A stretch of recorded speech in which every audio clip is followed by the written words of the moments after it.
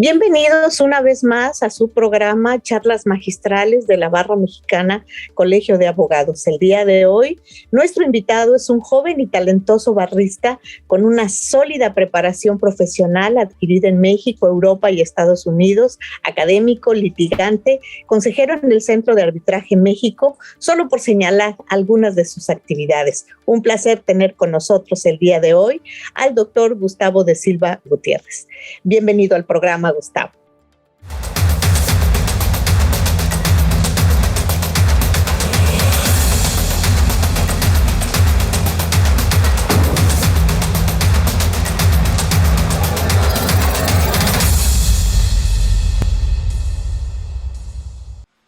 Gustavo, qué gusto que estés con nosotros. Primero que nada, preguntarte, ¿por qué decides ingresar a la Barra Mexicana Colegio de Abogados? ¿Cómo llegas a ella? ¿Y cuál es actualmente tu relación precisamente con esta gran asociación? Bueno, antes que nada, muchísimas gracias por la invitación el día de hoy. Es un gran gusto estar aquí con tu auditorio en este programa de la Barra, que pues la verdad es nuestro colegio, nuestra casa. Yo tengo alrededor de unos 20 años que ingresé a la Barra Mexicana de Abogados, probablemente un poco menos. Y bueno, decido entrar a ella al ser una de las asociaciones de abogados más importantes del país y yo empezar a desarrollarme en esa época ya en la actividad propiamente de abogado postulante. Mi actividad profesional es en el ámbito del derecho constitucional. Por lo que a la comisión que me enfoqué desde un principio y me he desarrollado principalmente dentro de la barra es la Comisión de Derecho Constitucional, Derechos Humanos y Amparo, que actualmente coordina con gran éxito Claudia Aguilar Barroso. Pero te cuento, yo tuve la oportunidad de ser subcoordinador en esa comisión y al tiempo tuve la oportunidad de ser coordinador. Y me toca justo en el momento en que se aprueba la reforma constitucional en materia de derechos humanos. Digamos, se aprobó unos mesecitos antes de que yo entré, según recuerdo, y bueno, pues tuvimos una gran actividad. Oye, ¿y cuál de todas las reformas en materia de derechos humanos? ¿La de 2011? La de 2011, perdón, la del 10 de junio del 2011. Perfecto. Entonces, tuvo una gran actividad, la verdad, la comisión, y a mí me enorgullece haber sido parte de esa actividad. Seguramente tú nos acompañaste en más de una plática. Esas comidas que teníamos en la barra. Sí, muy interesantes. Además, siempre se aprende mucho, tanto en la plática como recibiéndola, y luego pues las preguntas que surgen son pues realmente muy interesantes y muy retroalimentativas, sí. Así es. Entonces, fue para mí una época muy importante, pero bueno, después de eso yo he seguido en relación con la barra, pues es mi colegio, desde luego, y he tenido la oportunidad de tener algunas otras relaciones con la barra propiamente. Estuve en el comité editorial y estuve hace poco por 2 periodos en la Junta de Honor de la Barra Mexicana Colegio de Abogados, y bueno, sigo en la actividad como abogado postulante, pues pegado a nuestro colegio, desde luego. Oye, Gustavo, me encantaría que para nuestros amigos del auditorio, no son precisamente barristas, pudieras explicarnos qué es la Junta de Honor de la Barra, qué implica esta junta, cuál es su competencia. Mira, la Junta de Honor es un órgano conformado básicamente por los últimos expresidentes. Puedo perder el dato, pero creo que son los últimos 7 expresidentes de la barra. El actual presidente, que en este caso es nuestra presidenta, y el actual vicepresidente, el que esté en ese momento en funciones, ¿vale? Y 3 barristas que se nombran como propietarios y 3 barristas que serían suplentes para cuando en alguna sesión falte alguno de los integrantes. Y la función de la Junta de Honor es muy importante porque es velar el cumplimiento del código de ética del colegio. Entonces, atienden y desarrollan los procedimientos relacionados con las quejas presentadas contra los abogados del país. Entonces, pues es una función, creo, pilar del colegio, pues por decirlo de alguna forma, cuida el cumplimiento de las reglas éticas de los abogados del país, que bueno, pues es sumamente importante, desde luego. Sí, yo creo que sobre todo es la parte de la barra que cuida mucho esto que a mí se me hace fundamental para todo profesionista, pero más para un abogado, la parte ética del comportamiento. Yo sé que la barra cuida mucho la actualización de sus miembros, estar en ese constante estudio, que ese es el derecho, porque pues, es tan dinámico y tan cambiante. Pero la parte de la Junta de Honor es la que cuida el comportamiento de sus agremiados, pero sobre todo el comportamiento ético. Y eso yo creo que es muy importante para un abogado, y eso es lo bonito de esta Junta de Honor, que finalmente pues responde por sus agremiados en ese sentido. ¿Y cuánto tiempo duraste en la Junta de Honor? Fueron 2 periodos, cada periodo es de 2 años, pero por azar del destino se duplicó, entonces estuve 4 años. 4 años. Mira. O sea, pues un buen tiempo. ¿Y en ese momento tuviste algún asunto que se sometiera a la Junta de Honor por algún problema disciplinario? No, claro, hay muchos asuntos, no los puedo comentar porque hay una... Claro, sí. Pero no, desde luego, sí tuvimos gran actividad. Nos reuníamos una vez a la semana, desahogamos varias quejas, varios procedimientos. En alguno me tocó a mí ser instructor, en otros pues, participaba junto con mis compañeros. Asuntos, algunos más delicados que otros, desde luego, todos muy interesantes, pues en todos pues, muy preocupados porque se cumplieran los lineamientos éticos del colegio.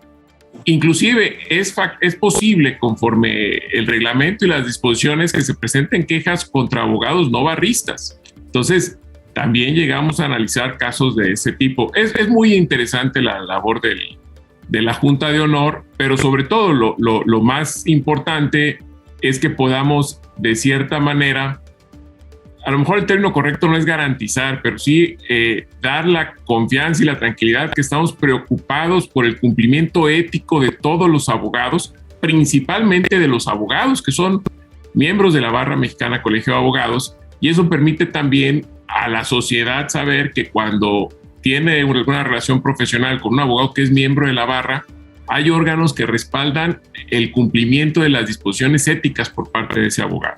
Entonces, creo que sí es muy importante esta parte. No, por supuesto, de gran trascendencia, sobre todo para dignificar la profesión. Yo creo que eso es lo más bonito. Pero hay otra parte, Gustavo, que tú nunca has descuidado y que también creo es algo que ha bifurcado tu carrera profesional. La academia, pues entiendo que has impartido clases en más de 15 importantes universidades, tanto a nivel licenciatura como a nivel posgrado, y que además has publicado más de 50 artículos y dictado un sinnúmero de conferencias. Esta parte académica, esta parte profesional, que también es pues algo muy tuyo. ¿Qué significa para ti, para el abogado Gustavo de Silva, esta actividad profesional? Híjole, la parte académica efectivamente es algo muy importante en mi actividad profesional. Desde luego, la principal parte o el mayor tiempo que me lleva a la actividad es la del abogado postulante, ¿no? Y soy un apasionado de mi profesión, definitivamente. Pero la parte académica sí es una parte importante. Yo comencé a dar clases tal vez como a los 25 años.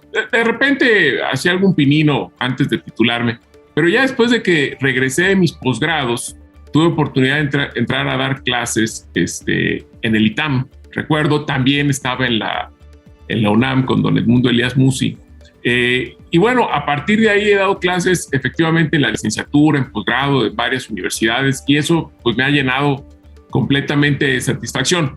No puedo, como comenté, dedicarle el tiempo que desearía yo dedicarle a la academia, pero he hecho un esfuerzo por hacer ese espacio, pues creo que sí es una parte que me complementa, por lo menos a mí en lo personal como abogado, el participar en la formación de los profesionistas.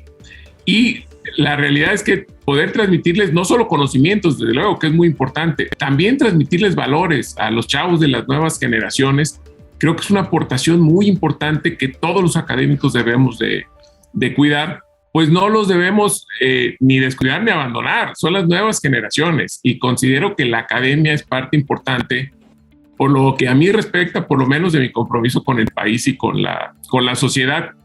Sí, es muy satisfactorio, y al tiempo, digo, pues tú lo sabes también perfectamente, te encuentras a esos abogados que originalmente fueron tus alumnos, chavos, etcétera, y ahora los ves en lugares de decisión, de importancia y con un compromiso importante también con el país. Es muy satisfactorio, la verdad.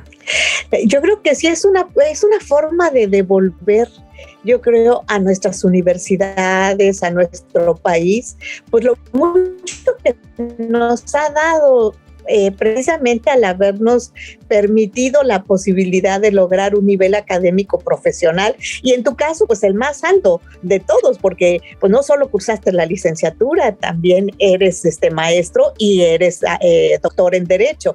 Entonces pues esta es una forma de retribuirle a nuestras casas de estudio y a nuestra sociedad lo mucho que nos ha dado a través de la academia. Claro que se tiene que tener vocación, y yo creo que en ese sentido pues a ti te sobra te sobra. ¿Por qué? Porque al final de cuentas creo que es algo que disfrutas realmente, es algo que es parte con natural a tu profesionalismo, a tu manera de ver el cómo llevar la abogacía, y yo creo que son dos cosas que se combinan muy bien, Gustavo, porque de alguna manera el abogado se tiene que estar actualizando continuamente, y el impartir clases implica eso. O sea, sí preparas tu clase, pero al año siguiente ya hay novedades, al semestre siguiente ya hay novedades, entonces hay que agregarlas y hay que prepararse para ver qué son esas novedades y de qué manera las vamos a explicar con los alumnos y cuál es nuestro criterio al respecto, ¿no crees? Claro, pero además te digo, hay una parte que yo a lo mejor soy muy romántico en esta cuestión, pero intento nunca descuidar, porque yo tuve grandes profesores y la verdad es que muchos de esos profesores sí nos transmitían valores, y eso es muy importante, y creo que es muy importante las nuevas generaciones. Creo que vivimos momentos difíciles y es importante transmitir esos valores morales, transmitir que las cosas se pueden hacer bien, que se pueden lograr grandes metas, haciendo las cosas correctamente, sin desviarse. Entonces, esa parte creo que también no debemos de hacerla a un lado, y yo sí hago un esfuerzo por, junto con los conocimientos, transmitir esa parte sobre todo a los de licenciatura. Digo, desde luego a todos los niveles. Sí, digo, cuando yo empecé, yo coordinaba un posgrado en el ITAM. Yo tendría a lo mejor 26 años y tenía alumnos que pues, me rebasaban, ¿no? Con mucha edad, pero de todas formas he intentado transmitir las cuestiones éticas, los valores, etcétera, lo que es correcto, en la profesión de la abogacía. Entonces sí, es muy importante y es muy gratificante. Yo recuerdo esa etapa tuya. En alguna ocasión me hiciste favor de invitar a formar parte de algún diplomado en amparo. En muchas, Mayla, la verdad es que tú dabas unas conferencias extraordinarias, y desde luego para todos nosotros era un placer escucharte en ese diplomado. Creo que sí. Hace ya muchos años. Ay, no, pues es que la academia es hermosa, eso no lo podemos dejar de reconocer. Pero otra de las cosas que a mí me parece muy importante es no es solamente la formación profesional sólida y además que el abogado esté realmente preparado en lo que es la ciencia del derecho, sino también la parte ética. A mí eso me parece fundamental en cualquier profesión, pero en la nuestra más. En esa hay que hacer un énfasis especial. Hay muchos dichos, se cuestiona mucho a los abogados, entre abogados te veas y cosas de ese estilo, que yo creo que hay que desterrar de la imaginación, hay que desterrar del pensamiento de las personas que siempre creen que el abogado pues no necesariamente es una persona fiable, cuando debe de ser todo lo contrario. El abogado debe de ser una persona que infunda confianza, pues estás poniendo en sus manos tu patrimonio, tu libertad, los derechos más preciados que tenemos. Correcto, en varios países tu vida. ¿no? Entonces... Así es. Afortunadamente en el nuestro no. En el nuestro ya no, desde unos años, pero no. Afortunadamente. No, es hermosa. La academia es muy hermosa. Pero también en la práctica profesional, Gustavo, tú has incursionado en ambos lados del escritorio. Como integrante del Poder Judicial de la Federación y como abogado postulante. Esta situación yo creo que te ha permitido tener una visión muy completa de la aplicación del derecho. Pues por una parte, pues tú estás consciente de la responsabilidad de los funcionarios jurisdiccionales, de sus cargas de trabajo, de su misión de tramitar y resolver los asuntos con seriedad, con conocimiento, con convicción, pero también el compromiso del abogado litigante del planteamiento de la estrategia legal, del acopio de pruebas, de la vigilancia de un procedimiento, de documentación seria y pues muy profesional del postulante. ¿Para qué? Pues para que la demanda llegue a buen puerto. Yo le pregunto a este profesional del derecho que ha incursionado en ambos lados del escritorio, como habíamos mencionado, ¿cómo ves la impartición de justicia en México? A ver, yo efectivamente... En mi inicio estuve en el Poder Judicial de la Federación. Le traigo un gran cariño al Poder Judicial de la Federación. Y para mí la función es muy importante, la impartición de justicia en general, ¿no? Creo que, pero en el caso del Poder Judicial, durante gran parte del siglo pasado, creo que el Poder Judicial apuntaló el Estado de Derecho en México. Más aún, el juicio de amparo, que como tú bien sabes y varios de nuestros integrantes del auditorio saben, es una aportación de México al sistema constitucional y al mundo, hecha a mediados del siglo XIX. Bueno, creo que si el juicio de amparo adquirió ese prestigio internacional es porque funcionó, y eso fue gracias al Poder Judicial de la Federación. Por eso creo que el Poder Judicial apuntaló el Estado de Derecho, pues realmente la mayor parte del siglo pasado en México. Sin embargo, tal vez dejamos de evolucionar un poco y creo que nos encontramos lejos de una impartición de justicia adecuada. Sí veo necesario un mayor compromiso por parte de los impartidores de justicia y, ¿por qué no decirlo?, también de los abogados postulantes, que como tú bien lo dijiste, y así es, somos los que acercamos los argumentos jurídicos al juzgador con nuestros planteamientos en la demanda.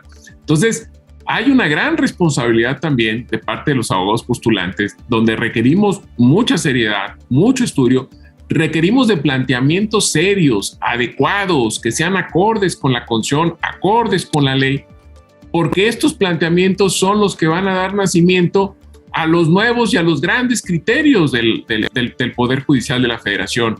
La Suprema Corte, tradicional e históricamente, los tribunales colegiados han impulsado criterios importantísimos en la impartición de justicia en México y creo que son modelos en esa parte. Pero te comento brevemente, hace relativamente poco, algunos años, publiqué en la revista de la Facultad de Derecho del UNAM un artículo donde hablo de Estado de Derecho y de la necesidad de evolucionar un eslabón en ese Estado de Derecho con algunos requisitos. Y yo digo, debemos de seguir manteniendo todos los del eslabón actual, que supuestamente estamos en el Estado Constitucional de Derecho, y algunos adicionales. Y dentro de estos requisitos adicionales yo propongo el establecimiento de órganos jurisdiccionales adecuados de los que emanen resoluciones con mayor calidad. ¿Por qué? Porque no basta que tengamos un muy buen sistema normativo, que no estoy diciendo que lo tengamos, pero aunque lo logremos, no basta con tener leyes óptimas. Es necesario fortalecer la función jurisdiccional, puesto de que de poco sirve que tengamos una magnífica ley de amparo si no la aplicamos correctamente. Creo que sí es necesario elevar el nivel y la calidad de las resoluciones judiciales y pues debemos impulsar este rubro. Sinceramente creo que se lo debemos a México. Entonces, estoy muy orgulloso del Poder Judicial, pero sí creo que nos falta todavía mucho camino por recorrer. Creo que dejamos de evolucionar y creo que es importante hacer un esfuerzo mayor por tener órganos todavía con muchísima mayor calidad, que es lo que merece el país. Sí, yo creo que tienes toda la razón. El Poder Judicial siempre ha hecho su mejor esfuerzo. Yo tengo el orgullo de haber incursionado casi 44 años dentro del Poder Judicial Federal. Y bueno, también hay que tomar en consideración dos cosas, creo. Una es que estamos viviendo a 10 años de una importantísima reforma constitucional que al final de cuentas sí cambió en mucho nuestro sistema de justicia y que cambió mucho, sobre todo en el nuevo paradigma de los derechos humanos que antes, no porque no estuvieran reconocidos, sino porque se les daba un tratamiento diferente. Y esa es una. Y la otra, pues bueno, estamos saliendo, creo, entre comillas, de una pandemia. Y eso también ha sido, creo, una situación determinante para la justicia, no solo mexicana. Yo creo que la justicia en el mundo para poder, decir, estamos en situaciones óptimas, pues es un poco complicado. ¿Por qué es complicado? Pues porque estábamos iniciando una transición a la justicia digital, paulatinamente, muy pensada, muy medida, y de repente tuvimos que entrar abruptamente a ella. Eso sí ha sido terrible. Y esas dos cosas yo creo que han influido mucho en todos los sistemas jurídicos. ¿Coincides conmigo en eso? Desde luego. Pero bueno, es importante. Es importante sobre todo ir viendo la evolución de nuestro sistema jurídico y sobre todo la opinión de quienes están solicitando justicia, que son los que en un momento dado pues son los receptores, ¿no? Claro. Y Gustavo, yo creo que eres un profesional del derecho muy completo, porque yo diría, hay otra situación muy importante que no podemos dejar de mencionar dentro de tu carrera. Pienso que escribir un libro es una decisión muy seria, que precisa no solo de conocimiento y experiencia en la materia, sino de una gran organización metodológica, estructural y bueno, sobre todo un pulso firme para empuñar la pluma. Y eso no es fácil de ninguna manera. Recientemente tú escribiste un libro y lo publicaste hace relativamente poco tiempo sobre derechos fundamentales y derechos humanos. La primera pregunta es, ¿qué te motivó a escribir este libro? Mira, soy un apasionado del derecho. La verdad es que es algo que me llena mi vida profesional, desde luego. Y este libro pues, es una humilde aportación al derecho constitucional, a los derechos humanos e inclusive al juicio de amparo, al que me he dedicado a estas materias pues, desde el inicio de mi carrera. Y surge a partir de una inquietud personal, desde mi perspectiva, de observar que la reforma constitucional no estaba siendo convenientemente aterrizada por algunos criterios que empezaron a ver, sobre todo en sus orígenes y algunos rebotes que hubieron. Tú conoces varias resoluciones que hubieron de colegiados, por ejemplo, preocupantes definitivamente. Algunas inclusive nos llegó a preocupar a nivel barrista altamente. Pero entre otros temas, porque son muchos, algunos generaban una confusión entre los derechos fundamentales y los derechos humanos que en mi perspectiva no debe de existir.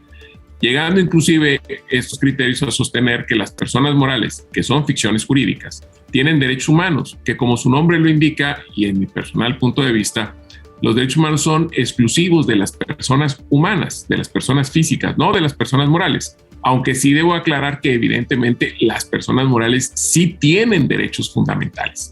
Entonces, hacer esta distinción, desde luego, fortaleciendo también los medios de defensa de las personas morales, de los que algunos criterios eventualmente algún colegiado de repente los privó, ¿no? Entonces, estas y otras muchas preocupaciones relacionadas con el tema me llevaron a desarrollar las ideas que contiene este libro, pues considero que sin la correcta identificación de los conceptos normativos se desdibujan estos derechos y no avanzamos ni en consolidar el Estado de Derecho con el que apuntalamos o con el que se apuntalan los derechos fundamentales, ni cumplimos verdaderamente con nuestro compromiso que como país tenemos en materia de derechos humanos. Entonces, fueron muchas cosas. Creo que es una materia que se está impulsando ahora en México.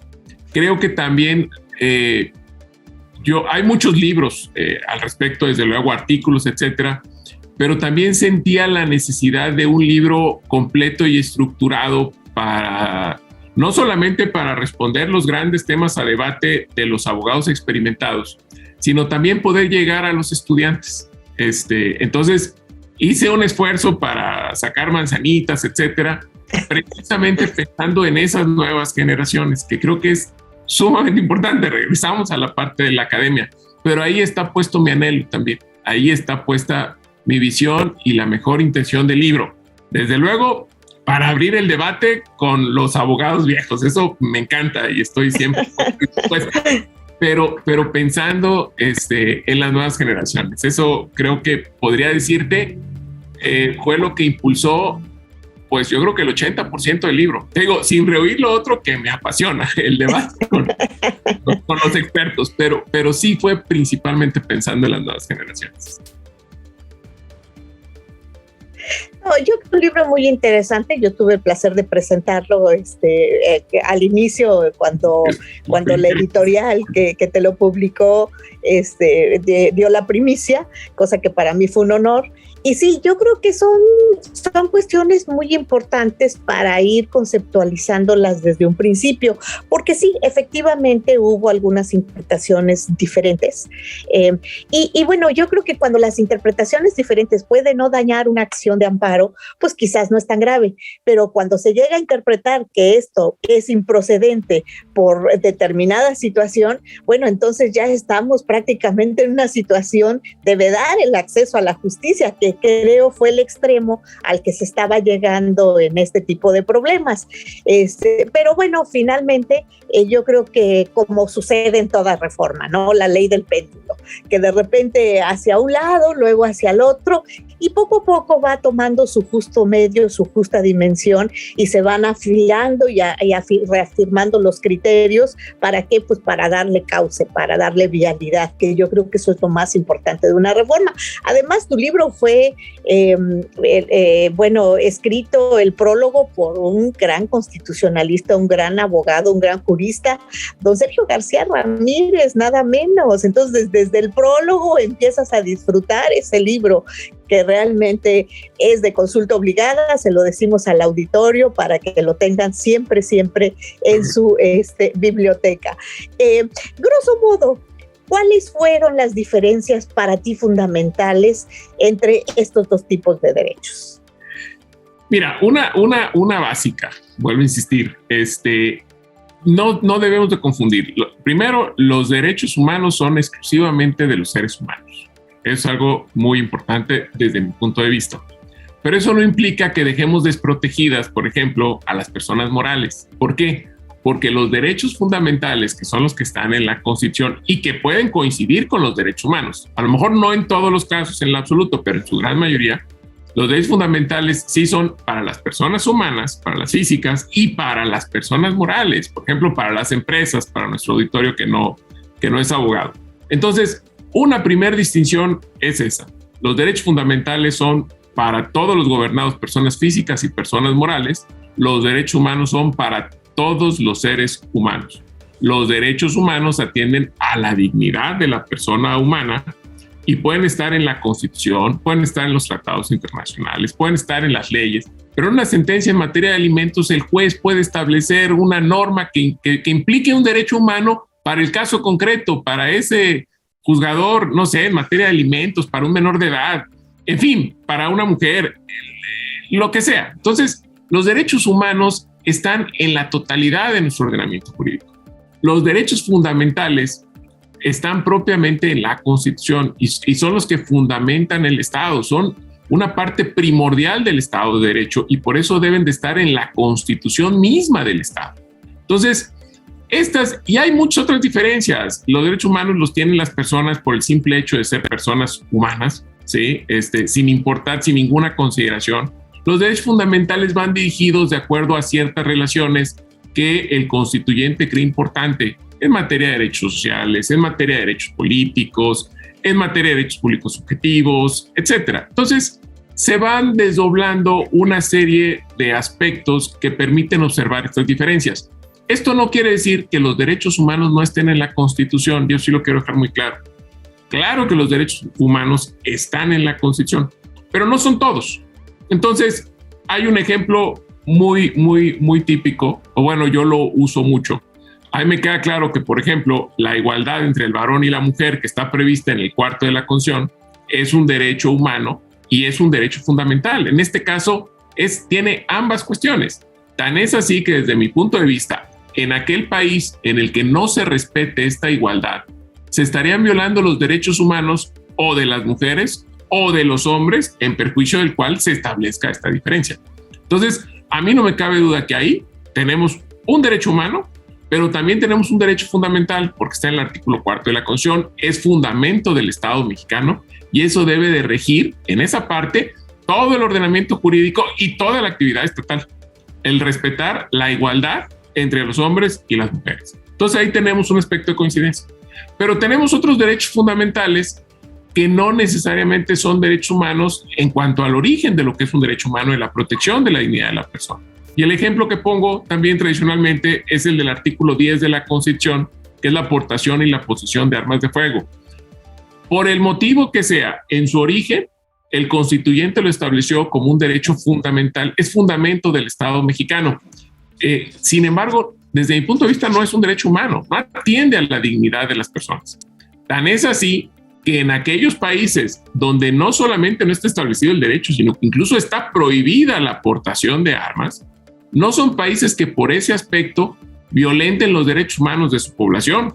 De hecho, desde mi punto de vista, es al Estado al que le corresponde brindarnos seguridad y no a nosotros los ciudadanos estar con una pistola en el cinto, precisamente como en el lejano oeste, ¿no? Por hacer algún comentario, para prever nuestra seguridad. Entonces, no creo que sea un tema de derechos humanos el que nosotros podamos portar armas, pero es un derecho fundamental. Está en el 10 de la Constitución, tiene sus orígenes desde Inglaterra y luego en Estados Unidos, como se concebía, porque pues, no habían ejércitos, en fin, tiene su razón de ser, digámoslo así, en cuanto a derecho fundamental, pero no podemos sostener que es un derecho humano. Entonces, hay múltiples diferencias que creo que vale la pena que se analicen para tenerlo en la justa dimensión. Puesto de lo contrario, entonces, podemos caer en el error de decir, como ya hicimos la reforma del 2011, entonces ya cumplimos en materia de derechos humanos y sigue todo igual. No. Creo que nos falta mucho, precisamente en generar un esquema que sea de protección en materia de derechos humanos de todas las personas que están en territorio nacional y los mexicanos que están fuera, etcétera. Y nos falta mucho también por entender y identificar los derechos fundamentales para apuntalar el Estado de Derecho. Yo creo que no se deben de confundir, porque ni hacemos bien una cosa ni hacemos bien la otra, y ni cumplimos con los compromisos que tenemos en materia de derechos humanos y nos alejamos más del Estado de Derecho. Y eso es muy delicado para el país y para nosotros como sociedad que vivimos aquí. Así es. No, bueno, Gus, podríamos pasarnos toda la mañana platicando acerca de tu libro y de tantas implicaciones que el tema tiene y de la importancia de estas implicaciones. Desgraciadamente el tiempo se nos viene encima y tenemos que concluir el programa, pero esto es para que nuestro auditorio haya tenido una probadita de lo que es este libro y que con la curiosidad, sobre todo, de conocer el resultado y sobre todo conocer todos los conceptos que en él se verten, lo compren, porque vale la pena tenerlo.